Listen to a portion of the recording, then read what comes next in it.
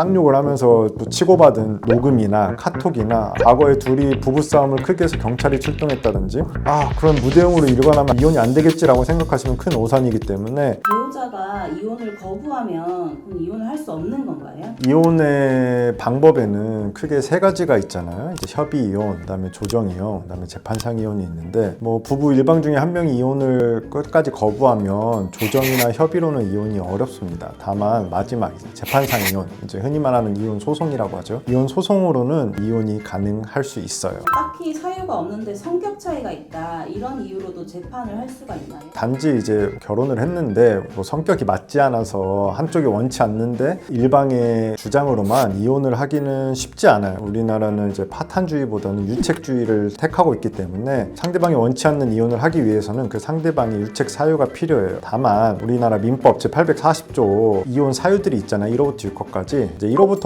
5호까지는 유책, 이제 귀책 사유, 잘못들로 인해서 이혼을 할 수 있는 사유들이 있고 마지막 6호에는 기타 혼인을 계속하기 어려운 중대한 사유라는 게 있어요. 아까 말씀드렸던 유책주의를 택하고는 있지만 파탄주의의 가능성을 열어뒀다고 보시면 돼요. 혼인을 계속하기 어려운 중대한 사유. 가장 기본적인 이혼 사유들이죠. 바람을 폈다든지 아니면 폭행, 폭언을 했다든지 아니면 장인장모 고부간의 갈등이 너무 심했다든지 이런 거는 없어요. 선을 넘은 유책 사유는 없더라도 어느 정도 혼인관계 이미 파탄됐다고 보는 경우들이 있어요. 그리고 파탄이라는 게 단지 이제 어느 정도 얘기를 안 하거나 어느 정도 누가 잠깐 집을 나갔다 들어가거나 이 정도는 아니고 거기 이제 판례의 태도를 보면 이미 혼인관계가 파탄이 돼서 회복 가능성이 앞으로도 거의 없는 경우, 이 경우에는 이제 예외적으로 혼인을 계속하기 어려운 중대한 사유가 있다고 해서 이혼을 시키기도 합니다. 파탄이나 회복 가능성이 없다는 거는 무엇을 의미하느냐? 기본적으로는 이제 별거예요. 별거. 남편이나 아내가 집을 나가고 누구가 잘못이 있다기보다 그냥 그래 우리 좀 한번 시간을 가져보자. 서로 떨어져 있어서 시간을 가져보자. 그러면 다시 회복할 수도 있고 서로의 이제 빈자리를 이제 느끼면서 다시 이제 혼인관계가 회복될 수 있는 걸 바라고 별거를 시작하는데 그게 일주일, 2주일, 한 달, 2달, 1년, 2년 이런 식으로 별거가 장기화되는 경우가 있어요. 별거가 장기화되면 당연히 몸에서 멀어지면 마음에서도 멀어지고 당연히 카톡이나 문자, 연락도 더뎌지면서 결국에는 밖에서 볼 때는 저 둘이 이혼했나? 아니면 저 둘이 혼인관계를 유지할 수 없는 경우에 빠진 거 아닌가? 라는 생각이 들 정도로 어느 정도 장기간 별거가 있다거나 아니면 이제 몸만 같이 살아요. 자식들 때문에 어쩔 수 없이 한 집에는 살지만 각방 생활이 오래되거나 아이들을 통해서 서로 소통을 하는 경우도 많아요. 남편과 아내가 서로 소통을 직접적으로 다이렉트로 하는 게 아니라 아이를 통해서 엄마한테 뭘 전해달라, 아빠한테 뭘 전해달라. 이거는 사실 자녀들한테도 못할 짓이잖아요. 이러한 어느 정도 부부관계가 파탄됐다고 보고 장기간 회복될 가능성이 없어요.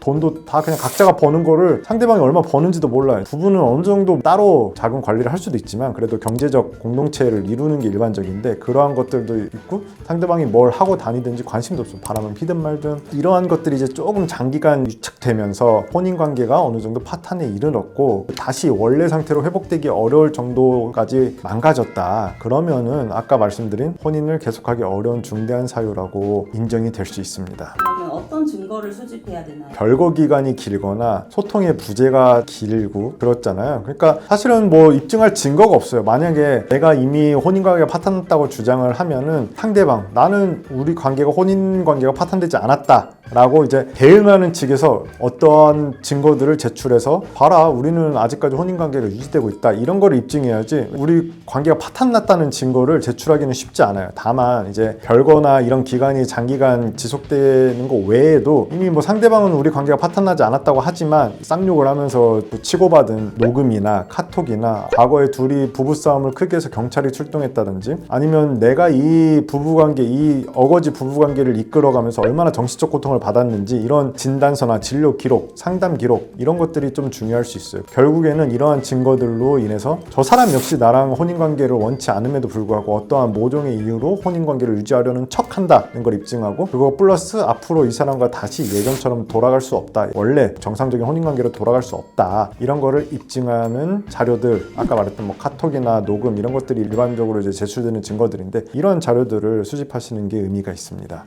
재판에도 나오지 않는다면 뭐 방법이 없나요? 이제 이혼 소송을 걸었을 때 배우자가 무대응으로 일관하는 경우가 있어요. 크게 두 가지로 나뉘는데 아예 소장부터 송달받지 않는 경우가 있어요. 억지로 안 받는 거예요. 집에 있으면서도 누가 찾아오더라도 없는 척하고. 그런 경우에는 일반 송달을 법원에서 시키고, 이 일반 송달이라는 건 이제 우체국 집배원분들이 평일 낮 시간 업무 시간에 가서 문 두드리고 하는 거예요. 등기 왔습니다 하고. 근데 안 받아요. 안 받으면 특별 송달 절차를 거치고, 특별 송달이라는 이제 우체국 집배원이 아니라 법원의 집행관들이 야간 혹은 주말에, 일반적인 업무 시간에는 사람들이 없을 수도 있으니까 그런 야간이나 주말에 가서 소장을 송달하는 절차고, 만약 그것도 안 되면 법원 관보에 게재를 해요. 이거 소장 너 송달된 걸로 본다. 이렇게 해서 공시 송달 절차라는 걸 통해서 이제 진행을 할 수 있어요. 초본까지 다 떼서 제출하기 때문에 이혼 소장에 그 한 상대방이 자기 초본 주소에 제대로 없고 전입신고도 딴 데로 이사를 갔는데 안 했다. 이거는 이제 그들의 귀책사유이기 때문에 이런 공시 송달 절차로 인해서 진행이 되고, 이미 이제 공시 송달 됐다는 것 자체가 부부관계가 어느 정도 파탄됐다는 걸 입증하는 거잖아요. 재산 분할이나 이런 것들은 공시 송달 절차로 처리되기는 어렵지만, 이혼 자체만을 원하는 이혼 소송은 공시 송달 혹은 이제 외국으로 떠난 경우도 있어요. 그래서 출입국 사실을 뗐을 때 이미 외국으로 갔다 하는 경우에는 이런 공시 송달 절차를 통해서 이혼이 되는 경우가 있고, 두 번째로는 소장은 받았어요. 소장은 받았는데 답변서를 제출하거나 아예 무대응으로 일관하는 거예요. 이거 같은 경우에는 자백간주 판결을 할 수가 있어요. 그래서 너가 소장을 받았는데 아무 대응을 안 해? 그럼 너는 이거를 원고가 소장에 쓴 내용들을 어느 정도 네가 다 인정한 거라고, 자백한 거라고 보고 판결을 내릴 수 있기 때문에, 이렇게 공시송달이나 자백간주 판결로 인해서 이혼이 되는 경우도 있습니다. 내가 이제 원치 않아요. 상대방이 나한테 이혼 소장을 보내는데 나는 이혼을 원치 않아. 그럼 무대응으로 일관하면 이혼이 안 되겠지라고 생각하시면 큰 오산이기 때문에, 어쨌든 이혼 소장을 받았다 그러면 자기의 주장이나 관련 의사를 명확히 밝히는 게 좋지, 나는 뭐 내가 대응 안 하면 이게 어떻게든 무마되겠지라는 생각은 위험하기 때문에 이런 걸 꼭 참고하시길 바랍니다.